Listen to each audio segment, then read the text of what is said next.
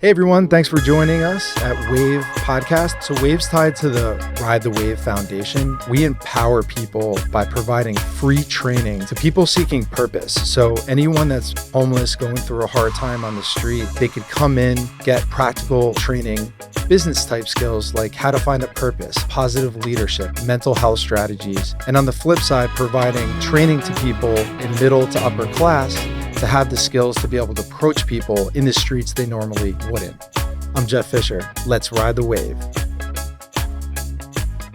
Hey everyone, welcome to the Wave Podcast. Appreciate you joining us and riding the wave. I'm Jeff Fisher, your host. And I'm Mark Robertson, your co-host. Mark, what do you say, buddy? How are you? Good, man. Good, man. Good to be here. Glad to be here. Good. We have a special guest today. I'm excited about today's guest. His name is Rich Kirkman. And after, I think a couple episodes ago with Dr. Norma Bo, Ride the Wave decided to partner behind the scene with them because we wanted to see if we could leverage the medical van that she has to go to an area in New Jersey locally where we could go and see if there's anything that anybody needed, essentially. While we were doing that, luckily there was nobody that needed anything, no medical attention, there was no issues. But we did meet Rich as we pursued the mission to do that. And it's, kind of interesting. The wave does keep going because just like with CJ, when I met him, trying to replicate how, and the intention was there. Mark and I, prior to actually getting to that area, had a couple small challenges that we could have stopped to pursue, but we decided to move forward. Now we're sitting here with Rich, and Rich is somebody who's a really great guy. He's from the tent city that I'm talking about, the area, and the unofficial mayor as well. So really, it's an honor to have you on, and I really appreciate you coming on board. And I think right away we had a connection, Rich. So thank you. Thank you so much. Appreciate you, Rich. Yeah, Glad to have you. I appreciate you. Absolutely. To start, just curious, us walking up just out of the blue, what was your first impression, or what was your impression of us and the foundation, or what we described off the bat? Like, can you describe that? Yeah. Well, it seemed right away that you had you were trying to help. I could see that was genuine and sincere. And then, I just kind of liked your vibe. I mean, I don't know really. I can't put it into words. It just the conversation. We just kind of flowed. it kind of flew, and we we meshed a little bit. And What was going through your mind when you saw me walking up? well, I'm familiar with you from being being around town and stuff, and so I was like, oh, I know that guy. So this guy can't be that bad. I wonder if I were to walk Yeah. up by myself, how many people would think I'm a police officer? Well, I don't mind those either. Or anything. Yeah, they come back there frequently. People come back there frequently, just like random people, organizations, and they would frequently come back there. So I'm kind of used to that. And I'm thinking, I'm already thinking that that's who it is. Yeah. You and know you what I were mean? we made sure that, right, we called out and said, we're not, we're here to help. Right. Things like That's that. a You were good very policy. accommodating. That's a big thing, like when people live in 10 cities and such, and little, like makeshift communities, let's say. Yeah, sure. There's not much privacy going on to begin with, and generally you're squatting in a sense. And so to do things like that, we have like unwritten rules of you don't just walk into someone's campsite. You announce yourself. And, it's just it's respect, and in order to get along. Because you got people from all different backgrounds and that's great. Right. Cultures and stuff. Can you expand on that? Just like the type of something like that where there are certain unspoken rules in place or anything. Is there a structure? I know we talked about briefly you being the really unofficial mayor. But that's as what far other as, people say. Is there police or things like that? Like, is there actually people that are designated with certain jobs within the community there to do certain things, or it's not like that? Not there in particular, but I've seen documentaries and been other places where there is some sort of a thing going on like that. Okay. It's very hit or miss back there. Usually people disappear in the winter. And then it's usually, you'd have maybe between 12, 15 different campsites, I guess, in the summertime when the weather is fair. Yeah. And then, as weather gets colder, people start to, look for something indoors. They have Code Blue, which is, you familiar with that, 2-on-1. What's stuff. Code Blue? Code Blue is when you, the temperature is 32 degrees or below. It's like a mandate that, people have to have shelter. So I was unaware of that. yeah. Oh, really? Oh, okay. Yeah, Well, I was yeah, unaware that's of the, that. so I had usually heard people a couple of utilize years that. ago somebody died, froze to death. Yeah. Yeah, it's happened back where I was. There's a guy that was there before me that told me stories about guys that there's two guys came back. They were drinking together and they were both heavily intoxicated, and they were walking down the tracks, and the guy fell, and the other guy was so drunk didn't notice or for whatever, and he fell asleep in the snow, I guess, on the tracks. And, All right, so it's not something that's common every year that No. people are passing from the cold.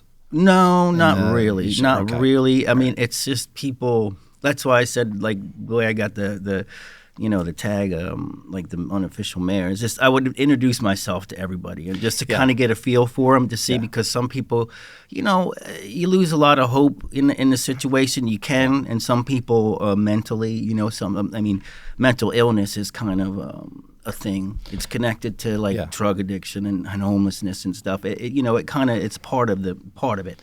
Yeah. And I noticed sometimes one people thing- give up, and they just want to drink themselves to death, or it seems that way.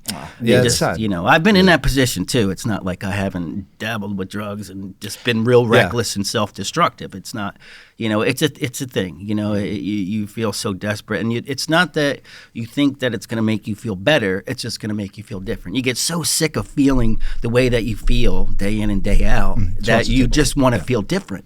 It's not, because logically your brain tells you, now drugs are just going to make things worse. And that, but the longest distance is from your head to your heart sometimes. Sometimes things with your head, but you just don't. People could tell you, oh, you're a good person, don't do that to yourself. And it doesn't matter. Is it because you just get yourself into such a rut? Is it depression? And, I also, one thing I noticed with the community, because this is new, right? The wave started in June, and the more I'm out there, the more my eyes are opening up and things like that. I noticed that there's a lot of people that don't want or seek help or ask for it. And I guess and look, I don't know, I'm totally from somewhere completely different life. I guess if I had things or people that have taken advantage of me, and I had evil or bad things that hurt me throughout my life, I would be cautious to trust other people too.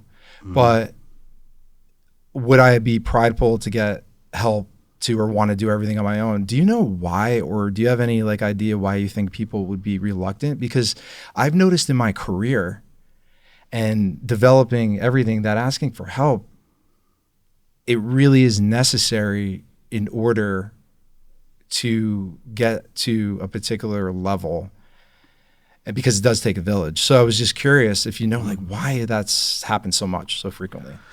For me, I can speak for myself, and I see it in other people too, but I'll just talk about myself.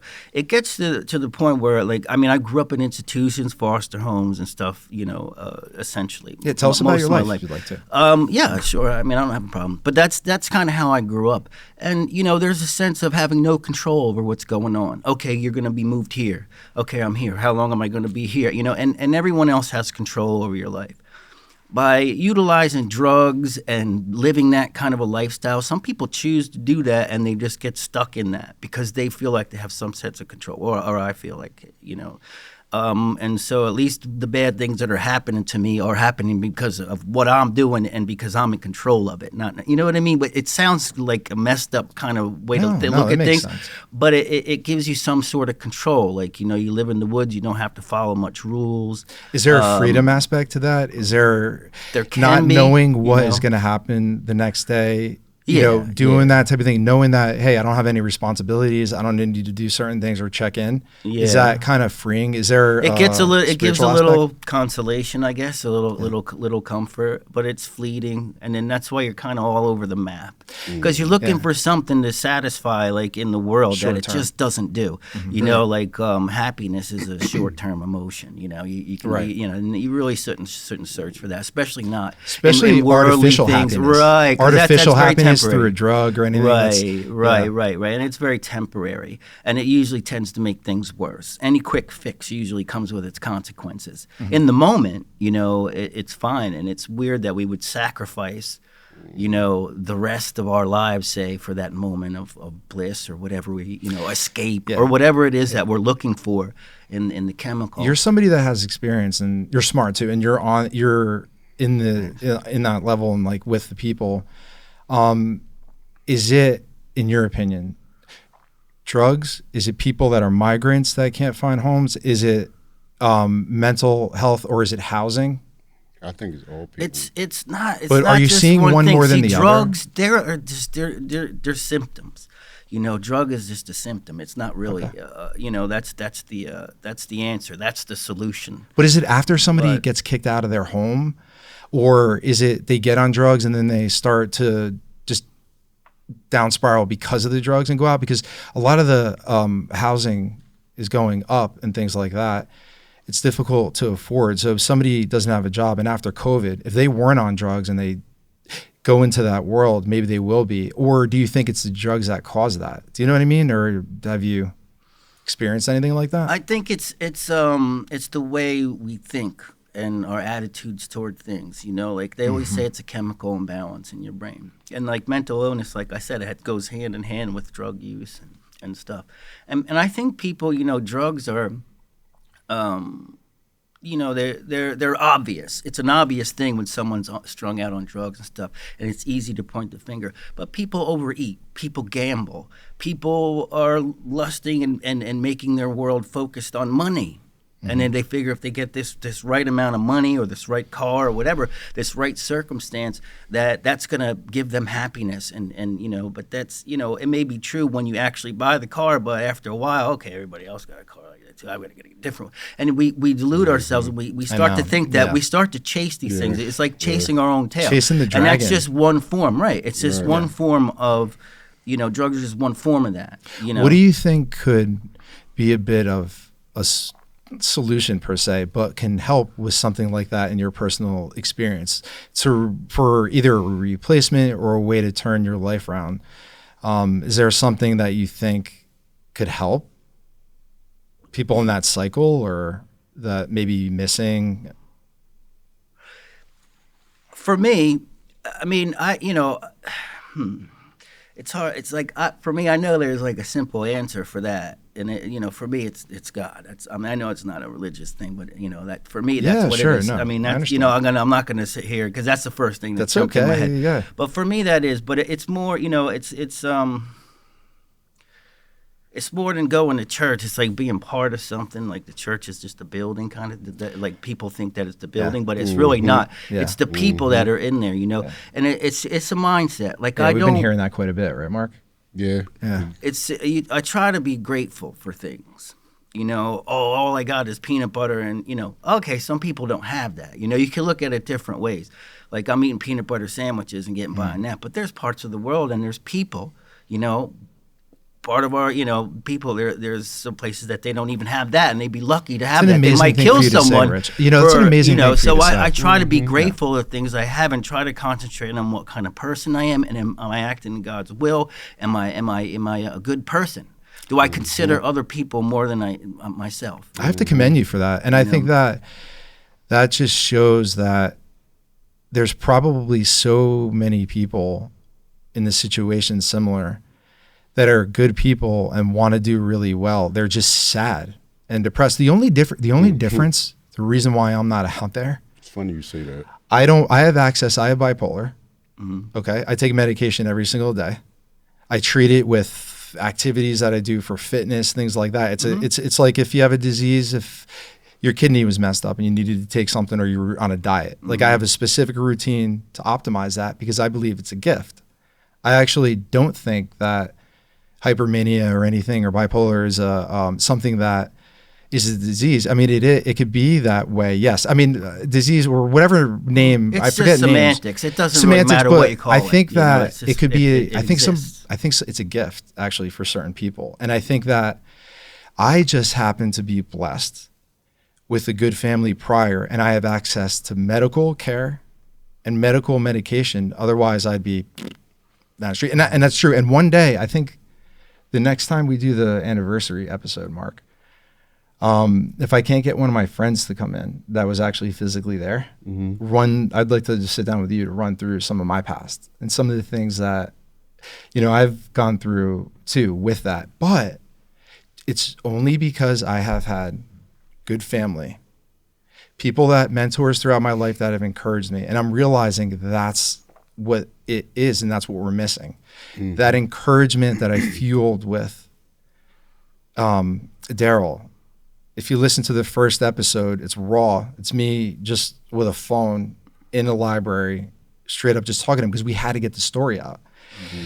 If we switched up our language just a little bit to make it more positive, take away some of our standard greetings and just tweak them. For example, as we pursue the modern campus, which is, if you go to www.ridethewave.org, it's much more than a show, something like that. So that importance of having that mentorship, seeing if we're able to put something into it. But the word program you mentioned, we feel like at Ride the Wave, that program takes the empathy out of it. So we're calling it collective. At one point, somebody said program. So like little tweaks in language was my point. We're not going to be the Wave program. We're going to be a collective. Simple tweak in language, because words matter. Things like that. And think about if you went today into town, anybody that goes to the mission or anything like that, and you just encouraged people, complimented them, gave something to them like a tithe, like $1, you got 10 cents, you give them, you transform your whole area, no matter where you're at. I do that every day, like when I'm in town. So like, female or male, like, sir, I like your hat. Miss, I like your ink. Like, you do, and you compliment dogs, and you compliment people's dress. Yeah, so like, if it's a woman, like in that, I really like you're very respectful. I've seen you do that multiple times. Like when I'm in town, and as people see me, like he said a little bit earlier, like when I started walking in the back in the tent city, he was like, as soon as he saw me, he was like, oh, I know that guy. He felt comfortable. Right. You know what I mean? Right. And he saw you, he was like, oh, he must be a good guy. Because people that know me know I'm not going to have anybody around me that, you know what I mean? Isn't it interesting, Mark, though, like how this is forming? Because you have friends and can get me or us wave into certain worlds. And myself, as I try to pursue certain strategies to get into a higher level, like could get you. Yeah, it's kind of cool. Right. It's kind of cool. I feel like our relationship was meant to be, man. It was divine, and it really came through. Opposite. Yeah, it came through with wearing the shoes, though, acting it out, and I think that the principles are going to start to reveal themselves in time. The book that I mentioned, The Wave Maker, just finished. It's right now in editing, and the cover's being worked, so that's going to be coming out hopefully soon. Cool. Yeah. You mind just diving into your personal life, your past? What led you to be where you're at now? To be like homeless? To be homeless. It's like a complicated question, really. Yeah, where do you start, right? How far back do I go? Not just one Well, thing. why don't you tell me where you're from originally? Where you're from originally? Physically, well, I was struggling with drugs, and I was homeless in Asbury Park. Asbury Park, okay. Yeah. And now, were you, prior to that, were you hanging out with the wrong people, in high school or something like that? How did you get in there? I was doing okay. I was working on a horse farm, and I was also living there. But then I met a girl, and that's usually my greatest downfall is a relationship with a girl. When that goes south, I just lose it. It blows out. It just goes off the rails. Right, but I do things to myself. It's like, I'm very self-destructive, that self-sabotage type of behavior that they speak of. Yeah. I'm a poster child for that. Really? I'm mad at you, so I'll hurt me, or Yeah, something. all right. Like, look what, what I mean, kind of thing. Do you think that I've maybe been you're- struggling with that. It's not as prevalent as it Yeah. used to be. Obviously, I'm 53 now. So Do you think maybe it's an avoidance of something that you like we don't want to look at, or you just? I think it's just ineptitude. I think it's just because I grew up in institutions. Yeah. But I started out. It was like the old rope-a-dope. I spent time with my grandparents, who were like Ward and June Cleaver from that old show Leave It to Beaver. Very Yeah. very very good to me Cookie and cutter, proper. yeah. Didn't curse in front of me. Oh, nice. And I spent time until I was around 9 or 10 years old with them. So everything was peachy, like life was, rainbows and unicorns, kind of as close to that as it could be. I'm sure they, obviously they weren't perfect. They weren't treating my mother and my mother's sister, my aunt. They tried to have a structured home. But yeah, I think this is a dynamic that I didn't realize until I got older, that it was they didn't really like me that much, my family, and I believe most of it, like my mom and everything, it was because my grandparents treated them so poorly, like abusive and but then now they're treating me like gold. It does happen. So it builds up an animosity. Sometimes it and goes they're the not other the way. sharpest tools. Sometimes in it the goes shed. the other way. A lot of times it does. Yeah. So I've known people that have done and gone into it and done the abuse after. So it's interesting because it really is a choice.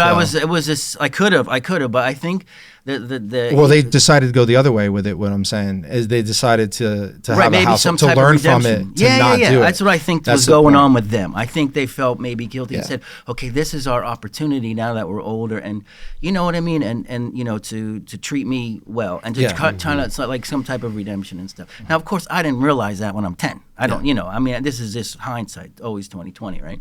So, I think that was the cause of the friction and animosity between my mother and me, and why she was abusive to me, and... I got a little confused. I thought, I'm sorry, your grandmother's house was together, right? That was fine. It was perfect. I'm sorry. I thought I mixed that up. No, I got you. That was fine. Yeah, watch the table just bump it. Oh, Yeah. sorry. That's good.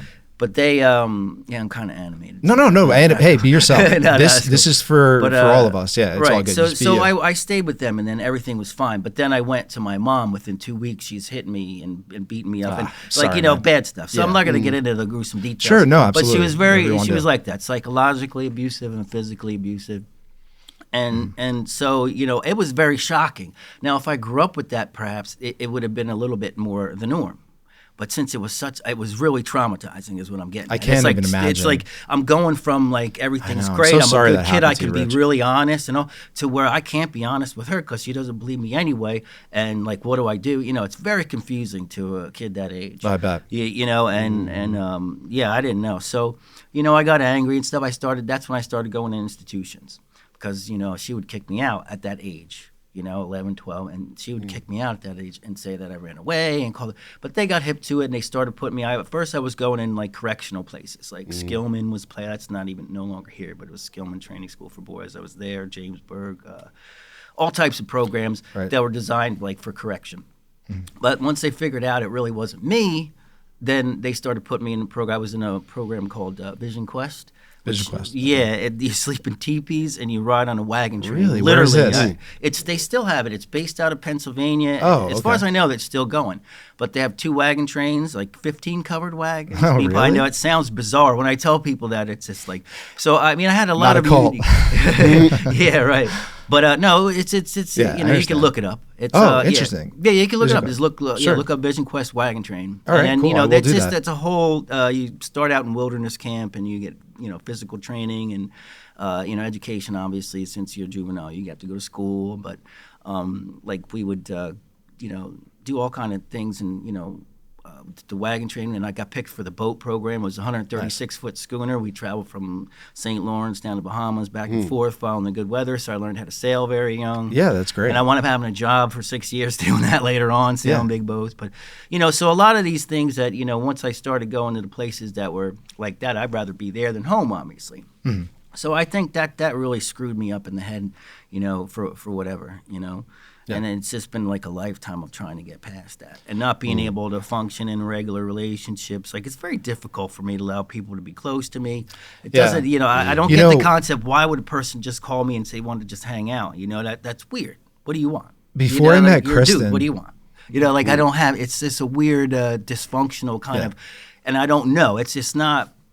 I just don't understand it. I don't get it. Yeah, I know. You know, and it's because it's not really a brain thing. If it's a brain thing, if we can quantify it, and I could put it in some numbers. Yeah, and it's not like charts, that. It's much but more it's not. complicated. It's very Right. nuanced. It's very, it's kind of like you got to do it. So Kristen, and have no experience. Kristen, I'm 42.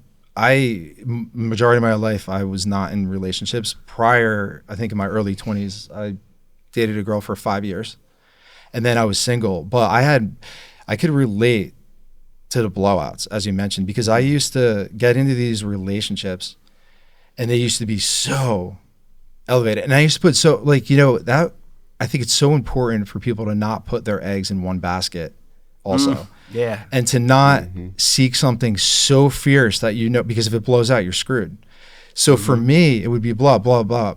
I know with Kristen, it was 100% love because it was smooth. It was good. It was that kind. So I had said on the show too, for people to like hold off and not jump in anything for time's sake, but that helped me. But I don't know. I feel like I kind of relate to that now. By God's grace, I'm here because I had experimental time in my life in my early 20s. I could have got addicted to something. I could have taken that, really gotten down, and I could have done something destructive. I just happened to not to.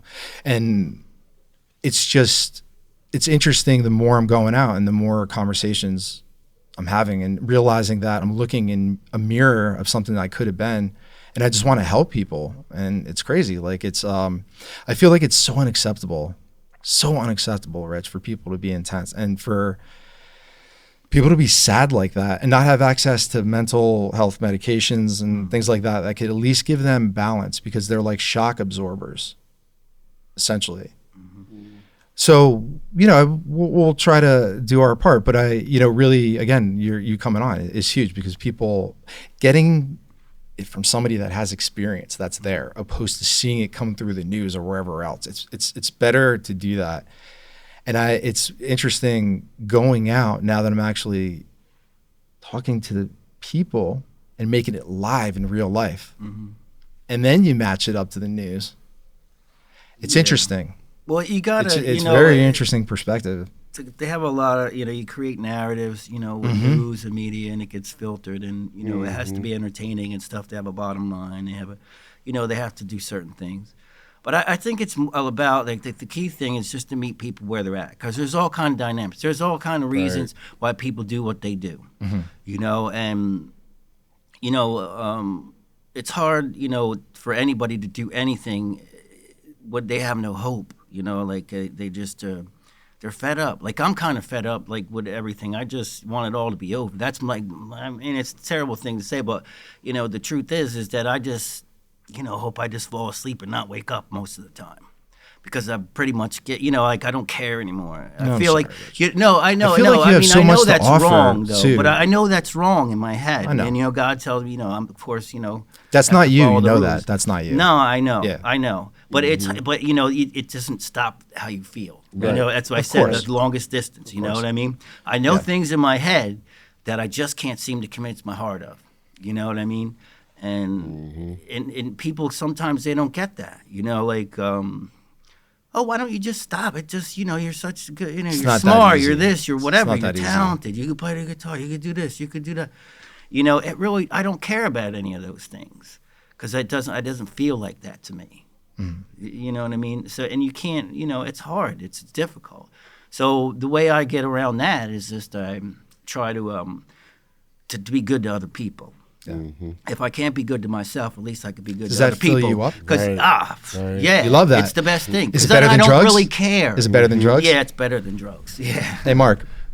Filling up by helping people out. But way I better think than that's drugs. the key element. I It's think from somebody that's to intense. change your attitude and stop worrying about yourself so much. Because if you put the needs of others and you care about other people, and you put you consider, like the people always run around saying, well, I don't care what people think. I'm just going to do me, and I'm going to.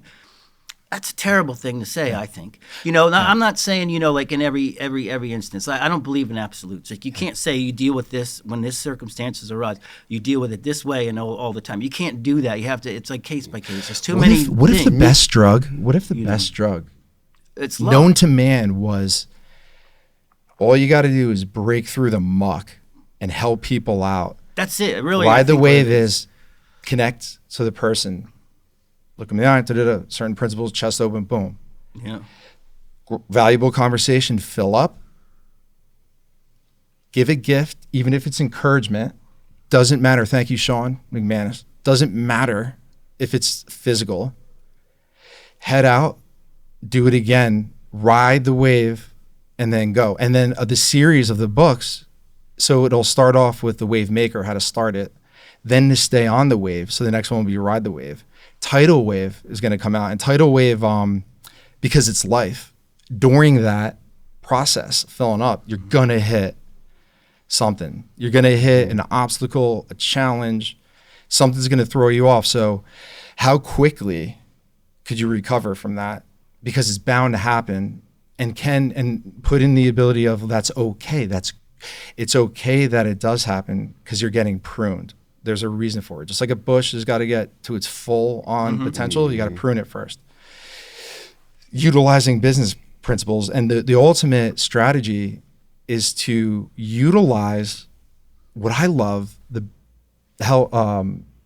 the business space of personal development, self-help, encouragement, things like that I've always been into and read behind the scenes when no one was looking, like really just me alone, really trying to figure out doing workbooks, things myself and doing that. Now, to get in that space, I have a strategy, and Julian Nee is the VP of training. I'm a certified trainer for the John Gordon companies. And I just want to shout out to her and thank you for responding to just one of my emails and the encouragement there. I know that Daniel Decker got it out of spam. So I just want to give a shout out also to John and just say, Ed, Marlette,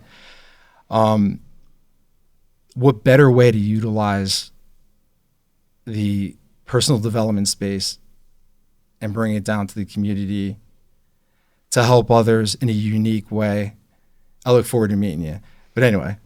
I wanted to go back to where he was speaking on, like, about having a mind frame of, I don't care about this and this, that, and the third, you know. Like, I have that mindset when it comes to certain things. Like, I know how I look, but I don't care about other people's opinion of how I look. I see myself in the mirror every day when I wake up. So I know how I look. I know I have physical things that I need to work on. People's other opinion about that could, you know what I'm saying? But at the same time, it's like,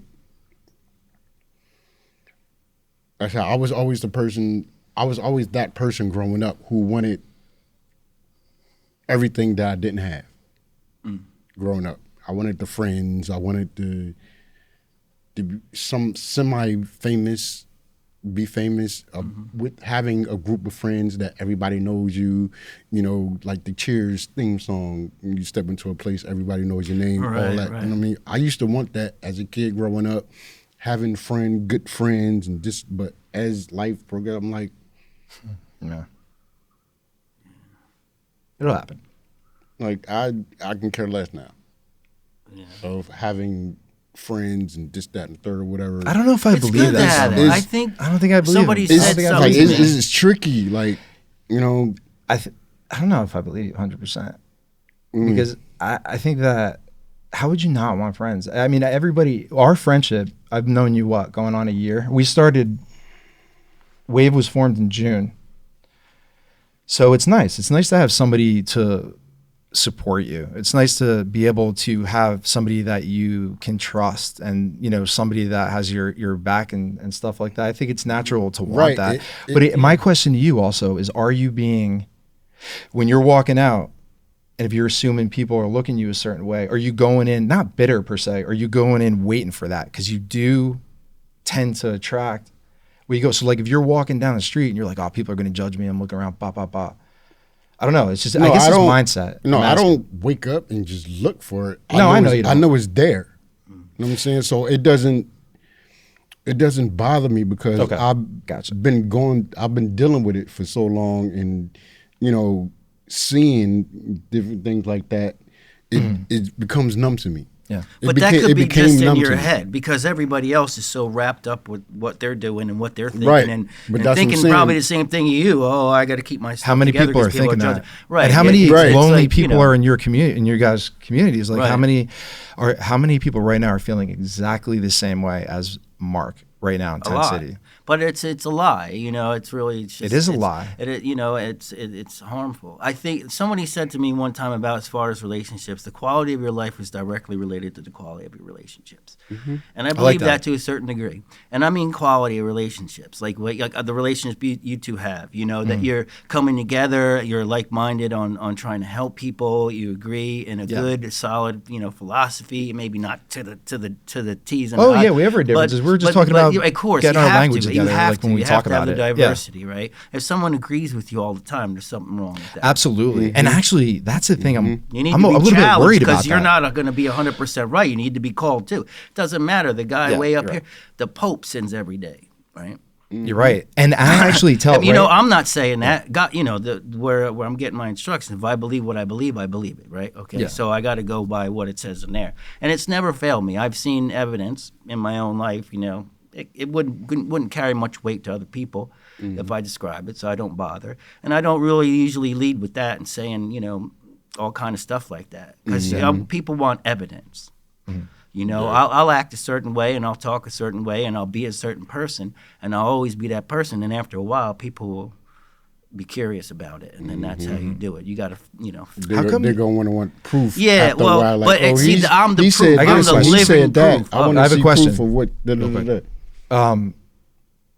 When if you guys are all in the same situation and it's depressing and you really could relate really in Starbucks and stuff like that, how come you guys don't talk to each other more often? Like how come the groups aren't more connected? Why are there such little kind of cliques and stuff like that? And it's very quiet in Starbucks and stuff, like getting the energy up and being friendly and helping people out, joking around and stuff like that. I never really see that. Now, granted, you just explained the situation, which makes people It's depressed. like picking scabs, man. Like it's. What if you it's tried doing still- that and get the sometimes- energy up? Like sometimes you have to like pick and choose. I mean, it may be sad to do it that way. It may be not right to do it that way or whatever. But sometimes, you got to pick and choose your battles. You got to pick and choose who your friends are. You got to pick. You know what I'm saying? You Is have it because to. it could be more dangerous with people, or you don't You mean trust talking wise? about as far like as- deeper issues and stuff? And I'm like, just talking being about just open like and- just having more of a Like I feel depressed and all community that's being encouraging to each other. Like if you were to go, because with It how is an encouraging community because like most of the time people, in that type of community, they don't have much to begin with. Yeah. So, we're the ones that are looking out for each other. Yeah. Like we know, like stupid to smoke, but I mean a cigarette. Like sometimes like you get so frustrated because you can't have one, and that someone gives you one, and it changes your whole mood, and it may possibly even for the day. so even if it's small, So it's small. It's a small thing, but it's a gesture. And then you think about, where did I get this cigarette? I got it from somebody that really has a hard time getting cigarettes too, or anything, or food, or anything like that. I've noticed that there's a generosity, because there's when you share trauma with people, it automatically gives you a bond. Like the people from the Titanic, all the people that stayed alive, that were living, they stayed in contact with each other until they died. that's a good point. Because it binds you together. So we're sharing trauma, whether it's on the surface or just rooted in our existence. It's just we're sharing that. So we automatically, when I look at another person, that's why when I was in Asbury, I was on the street, but I can go in the bad neighborhood or whatever. I can walk over because they know I'm homeless and they know that, you know what I mean. Mm-hmm. I do know. And they what you mean. understand, and it's just it binds you together. Just because. It doesn't matter if you're from a different family, different culture, different ethnicity. It doesn't matter. I have a anymore question because I'm we're going to tie it all in the same boat. I'm going to tie this into slavery episode that recently came out with Javon.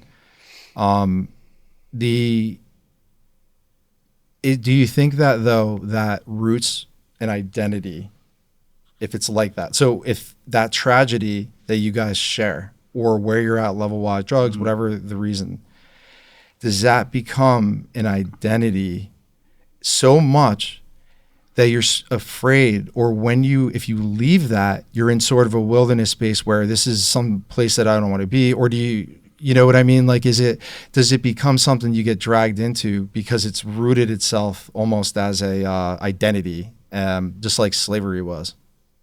I think it's just acceptance, maybe, on like very basically, maybe it's acceptance.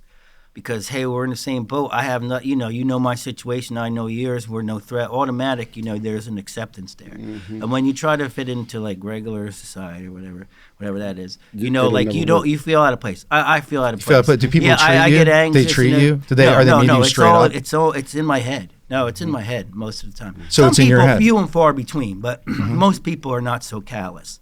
It's just because they're afraid to lose what they got by being a jerk. Okay. Because everybody's got cameras and they don't want to be the guy messing with the homeless, whatever. You know what I'm saying? So I think people just are in their own worlds. Honestly, Rich, I think people are so focused in being in their own worlds and what they need to get done that they pass by because, well, one, I got to get someplace.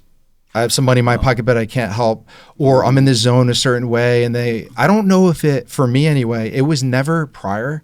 It was never, this guy, Mark, if I came across you, didn't know you, looks a certain way. I'm never or prejudgment for me personally. It was, I got to get somewhere and I can't help this. Yeah, person. right. Like I think it's just, it's the same thing. It's just distractions. Like I don't feel comfortable now in that world, and it's the same thing. They don't feel comfortable in mine because it's lack of understanding. Like I said, I don't have like social skills like everybody else does because I grew up in institutions basically when I'm supposed to be learning these things. And so the relationships that you have in institutions, you're not going to be like, oh, I feel sad. You seem like a good communicator.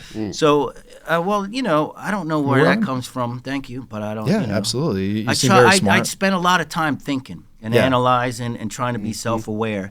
And like some of the things that we're on the same page. I just, because relate to that? if I see something in you that I know has got to be in me, it's amazing to me that I don't see it. What do you mean by that? Can you clarify? Yeah, I don't know. I can't think of anything real specific right now, but I've noticed things during, the course of my life that, like, we're unaware of our own stuff sometimes. And people say it to us, and then we have no idea what they're talking about. Like, I don't do that. Right. That's not, I don't, because it's not our intent. But, intention really has nothing to do with it. You mentioned accountability earlier. Do you think it's important, though, if you see somebody who is a friend or your people, that you help them by showing them what they're doing wrong? Because if you want to just walk on eggshells, not to hurt them and all that, you're doing them a disservice because they may not see that blind spot. Yeah, I mean, yeah, you have to. It's a hard thing to do. You have to. The way I approach that is, if you see something obviously wrong, the person probably doesn't know it. Just like because I know that's true because I've realized things about myself that I've just seen in other people. You never ever hear when you're really angry at a person for a particular behavior, you have to really search yourself because I noticed that recently I had a thing where a guy was putting people down, trying to make himself look better. Now I struggled with that when I was a kid. I've grew past it. But it's always it's something that you always got to keep on. To be judgmental towards people and stuff, but it got me so irate, and I usually don't care about it because I always look at the why, not the what. Mm-hmm. This person's doing something to me, but I choose not to take it personal. I choose not to be offended because I think that's a choice. Anyway. Taking the why, not the what. What do you think about that, Mark? Well, what would be good with Tatum putting that into his thing. The why, not the what. Yeah, like right how creative he was with his stuff. Yeah. You back out of your driveway over your puppy. I know it's a terrible thing, but you're not going to be in the best mood, and you're going to wind up taking it out on someone who doesn't deserve it. Mm-hmm. Now, the other person has a choice. They could take it personal, or they could see the truth. I'm not looking at what you're doing. You're being rude to me for no reason.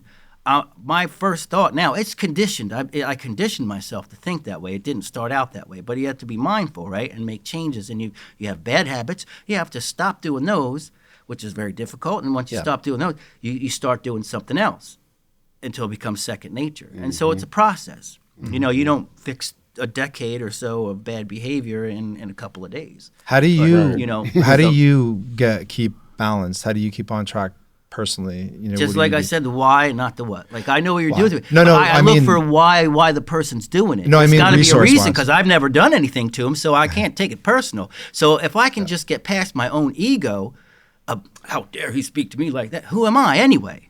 That person doesn't even know me. I'm nothing to that person. I meant, but I don't take it personal. I meant resource-wise. Like, what do you do to balance it out? You had mentioned that you're a man of faith, so I assume scripture. But do you read? Do you do anything like specifically? Because I'm sure just being out there, you could just totally lose it. So, like, what are some of your resources? What do you like? You personally, just you yourself.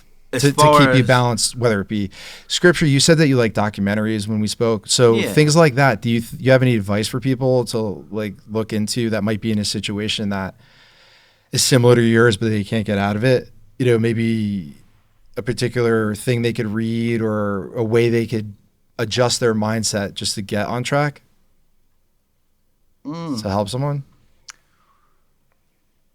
Oh, man. It's... humility is a good thing because sometimes we get so prideful that we don't want people to help us. See, I think that's the thing. It's not it's up to the people who come to that realization, and to shake off all the me stuff and to worry about the next person. Yeah, like because I can handle it now. You know what I mean? By accident or design, you know, a lot of this stuff rolls off my back. I feel bad, but it's just because I'm not engaged with people. Wondering though. I know that I'm wondering if that's I'm starting to maneuver around, make friends just slightly, a little bit. We're in the beginning stages of the foundation, and I'm from the equipment business, more of a business end, like getting into it. But I'm wondering if that is a little bit of a cover up with people, if they're just saying that. Like, I think that's a defense mechanism. What's that? I think genuinely everybody wants to do well, but you guys are saying it's not worth it, or, you know, oh no, I don't want to do well, or I don't want these things. And no, but I really think genuinely people are lonely and they really want it. Success as failure. I'm scared to death to succeed because then it's always responsibilities of like, what happens if I, you know, because I don't want to embarrass anybody, especially not, you know, God. You're letting fear drive you. Exactly. Yeah. So, but you know, I'm not perfect. That's what I mean. But I'm aware of these things. Good. So that means there's opportunity for. So once I realize that's what I'm doing, I'm like, that's just you, dummy. Shut up, or whatever. And then I just try to be I like sometimes for me it's a full-time job just staying out of the way of what I'm supposed to be doing. Because I'm just supposed to be like a conduit, a vessel. Because nothing is good in me, right? Yeah. It's just you know, there's quotes that say that, but you know, I just think I'm not a good person. You know what I mean? I am not the good person. Whatever's good in me is coming from because I'm allowing God to work through me. I just think you haven't been activated yet. I just think that you haven't. You don't wear the shoes and just go out yet. Bam, get out of bed. It's a lack of opportunity. I think opportunity. He's got to get out more and wear the shoes. I got to get out of my own way. He knows a lot of people and he's smart. No, am I right? Am I right or wrong? Like if you're because you're missing one component when we talked. I think when we had a really great conversation. I stayed there a lot longer. I think it was there an hour later. Yeah, you tried to leave like 6 times. I know it was great. You're great, man. And I really do feel like if you want a third party perspective, you were just missing one thing, and that is to put on the shoes and to just act out the deeds, because you know and have a familiarity of everything else, principles and things like that. So I think and you'd be surprised. You'd be surprised. You might find out you were blessed the whole time. I think it's, like I said, it goes back to the fear of success. That's not that. I mean, I'm not successful. No, for me. Se, no, for me. No. It's not pertaining to anyone else but me. I'm saying I am. Yeah, but I know it's something I have to get past because, you know, like, what do I do? Stay in the woods and just feel like I want to die all the time? You know, that doesn't make any sense. I feel like I could be used, you know, because of my I've been in prison. I've been in juvenile programs. I've been up. I've been down. I've had good jobs. I've had 6-figure jobs. You know, like commercial fishing just by the stuff. From just by the way you talk and the way you speak and your character and the things that you've been through, from what I can sense, like you have a lot to offer. Right. I agree. I can agree. You have with a lot to offer, and like he said, you. Yeah, I really think so. The fact that you, like you said, you fight with yourself. I do it too. You know what I mean? It's like you said, you haven't been activated yet. No. To a certain extent. That's a good way to put it, because once I do it, that's the thing. It's just I got to get past myself. I just got to get out of my own way, you know, because all these things, and you know, and it's always, you know, I get it. Yeah, it's just always attacks. I Right. feel like because I got so much resistance, like every time it seems like things are lining up to where, something happens. But And like for it's me, like, I don't get to and with do it. all the stuff we have going on, Mark, like Tatum was an unlikely guy I met. So talented. Tatum, like right now, I mean, yeah, with the views and stuff, like I think that he's very, very talented, and I would have never known. You are extremely smart. This is changing every perspective that I have. So the next time somebody's out there, you're walking across somebody you think doesn't have anything to offer, you may, I don't know if you do prejudge if you're like that, or you're walking by doing something, be careful what you pass by. What if at the end you went up, you had your review, and God said that I was on that corner and you never spoke to me? Right. Yeah, it does say that. Yeah. I mean, that's the instructions, And that's what's missing right now. That's it. And you know what? It's beautiful, man. My everything heart Because is we didn't just come feeling, I want to out help. like I want this. to go It's out. not like who we're Hit the road, baby. I think part of the way I look at it is I'm not here to pick who I want to be. And I think a lot of people get caught up in that. Oh, I like this. I want to do this. I want to be a chef because I saw these TV shows. You're a good cook, though. Huh? You're a great cook. Yeah, how'd you know that? Because you told me. Oh, okay. None of us are here to. But I think it's more of a discovery. See, I'm discovering who God made me. So somebody made Exactly. me. I feel like God made me, right? So he made me for certain things, and I'm supposed to discover that. I'm supposed to listen. I'm supposed to revealing meditate. process. Right. And it's not like I get to pick, because it's like you don't put nails in with a screwdriver. You don't put screws in with a hammer. Right. So every time we are trying to do our own thing or whatever, and we're trying to act not according to how we were designed, we're gonna get we're gonna have problems. We might get the job done barely. Like you could probably get a screw in with a hammer. You could. Yeah. The other screwdriver sometimes. But that's also. yeah, but that's really it's not going to be as effective. But and it's also a efficient. part of life. It's in our current paradigm. Earth is set up like that. We're not that. It's the duality there. So like it's against us. But yeah. if you understand that during the discovery, at some point, I think everybody should act. But I think that just an understanding of, all right, the storm's going to come. It's just a matter of weathering it and doing the best you can. But I cannot. I mean, I can't even self-care, keeping your body in shape. Yeah, but if you're on a boat in a Doing storm, that, everybody doesn't get to go down below decks and just come back out when the weather's nice. Some Right. people are on the deck. See, I'm the guy on the deck. Like that's how I picture myself. That's how you picture yourself. But who's doing that? Is that coming from you? No.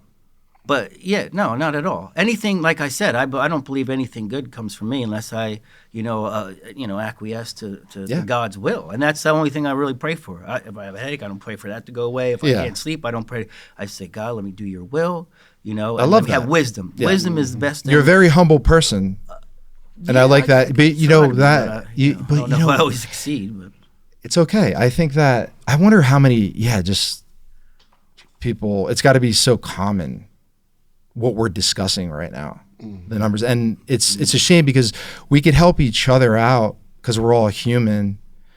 If we, this is going to be weird, right? I'm going to say something that I had a thought.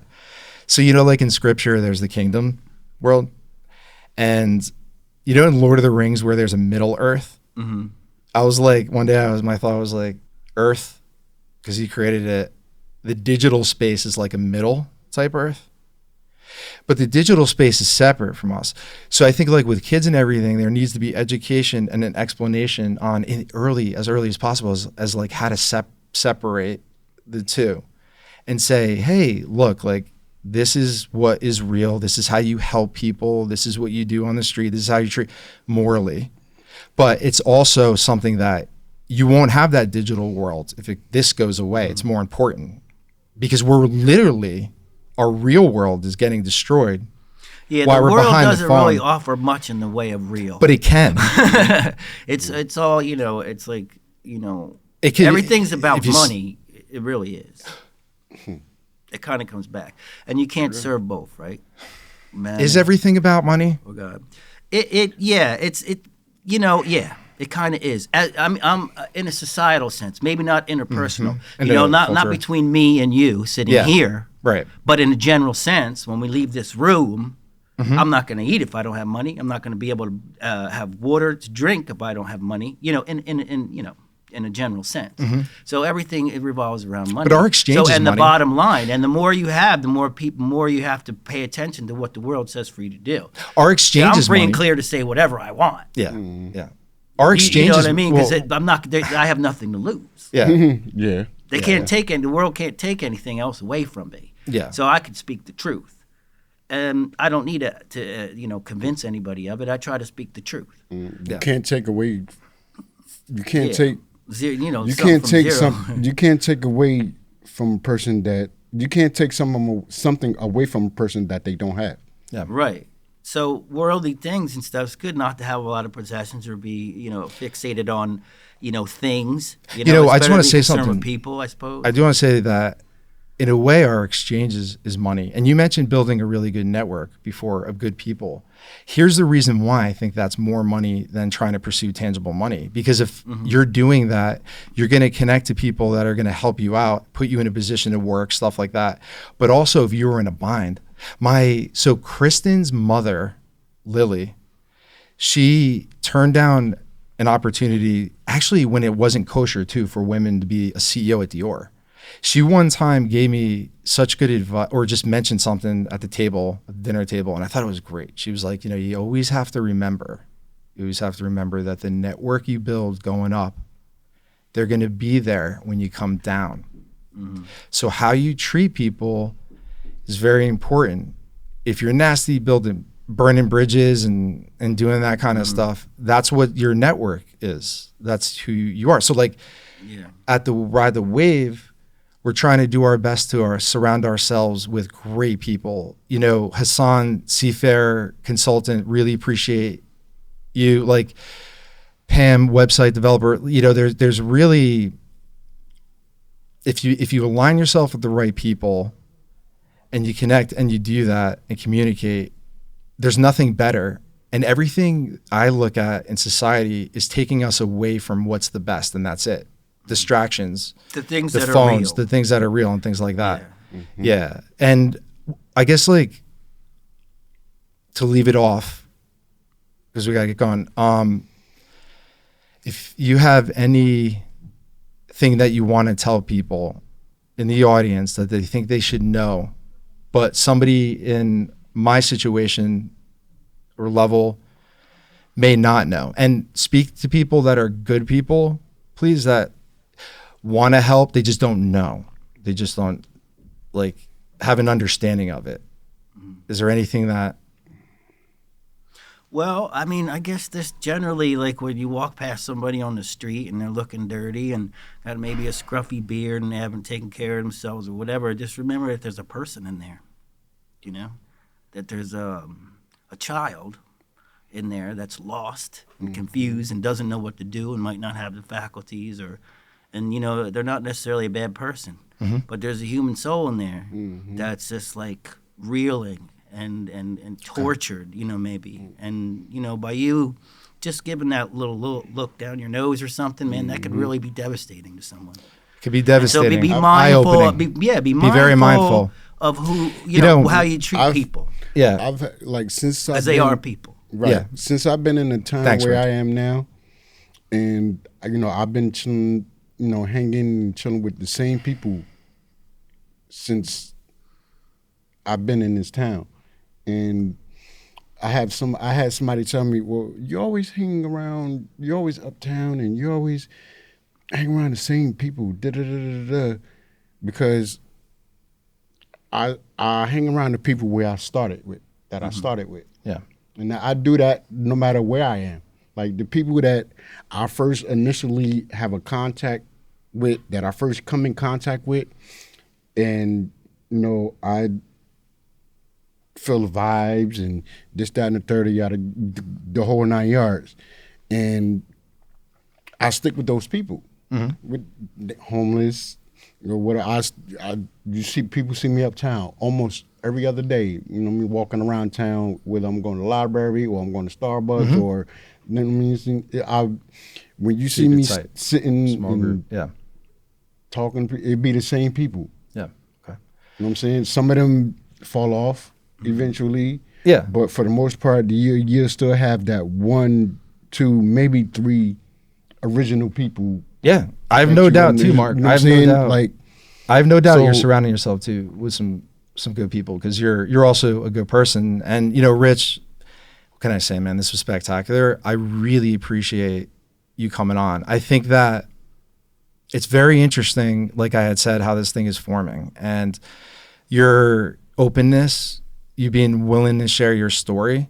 I think this was a really great conversation, and I really do thank you for coming on. And maybe have you, if you would like to, you're more than welcome to come back on and share more. Sure. Yeah. Yeah, absolutely. And do you have anything else before we wrap up?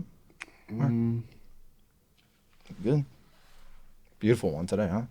Good.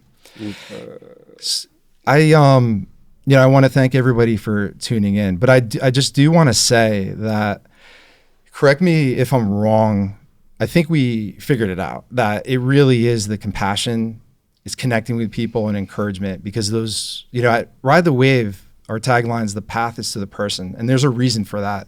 And that's why we're here. So www.ridethewave.org. We got a book coming out hopefully soon. Like I said, there's a whole strategy trying to break into the personal development space. John, look out, coming. Appreciate all your work. I admire you. But I also really want friends, family, and stuff like that to kind of get a little bit of an understanding too of where we're at, because our kids are not going to have a future, and it's very important. But thank you guys for riding the wave, and we're going to keep it going. Really appreciate you. You guys take care. Have a good one. Have a good one, brother. Thanks everyone for joining us at the Wave Podcast. If you like the content and want to see more, please subscribe to all our social media platforms. They'll be listed below. See you next time.